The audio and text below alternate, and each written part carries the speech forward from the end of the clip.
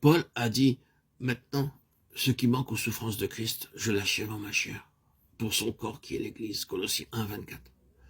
Là, dans vos foyers, dans vos affaires, dans ce que vous appelleriez les arrière-plans, vous rencontrez le conflit. C'est pour l'amour du corps.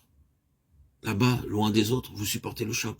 C'est la preuve que chaque partie de ce corps, à part entière dans ce ministère, l'ensemble est servi pour chaque partie, revêtant d'une manière spirituelle l'homme nouveau. Bien que cela nous fasse participer au prix à payer, à la souffrance, cela signifie également que nous entrons au bénéfice de ses bienfaits et de sa valeur. Car aucun petit nombre de membres ne peut entrer au bénéfice de la bénédiction sans que l'ensemble de ceux qui sont dans une relation spirituelle n'en bénéficient. Si un membre souffre, tous les membres souffrent. Si un membre se réjouit, tous les membres d'une certaine manière se réjouissent et en bénéficient. Ceci est très étroitement lié à ce que le Seigneur cherche à nous apporter de nos jours. Nous parlons toujours de cela en des termes très généraux, mais la présentation de la pensée du Seigneur doit être très claire pour nous. C'est un homme que Dieu recherche. Cet homme est représenté par son Fils, et l'Église en est l'expression en tant que son corps. Cet homme nouveau est la manifestation universelle de ce qu'est Christ. Un seul Seigneur, une seule vie, un seul amour. De crainte que vous ne commettiez une erreur dans l'interprétation, il est important de reconnaître qu'il y a une différence entre le mot utilisé dans les Éphésiens et celui utilisé dans les Colossiens.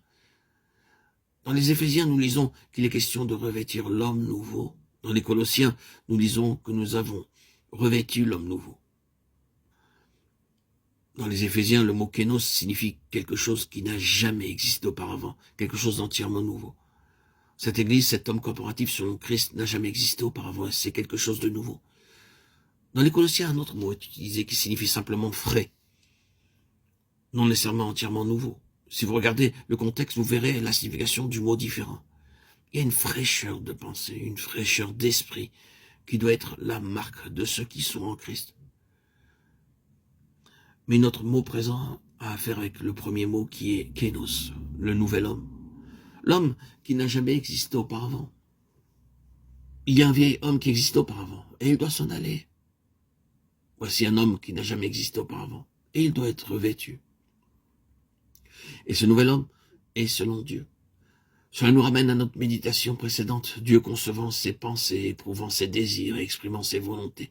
Toutes ces choses expriment sa propre nature et toutes ces choses sont concentrées sur un être créé, appelé homme, créé selon Dieu. Éphésiens 4, 24. C'est une expression merveilleuse. Vous savez, comment nous parlons de certaines œuvres d'hommes et employons ce mot, nous voulons dire Landseer, d'après Landseer. Voyez, une reproduction de Landseer. Ah, voici un nouvel homme qui est créé selon d'après Dieu dans la justice.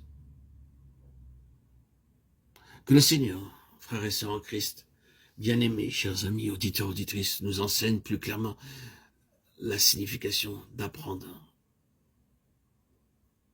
ainsi Christ.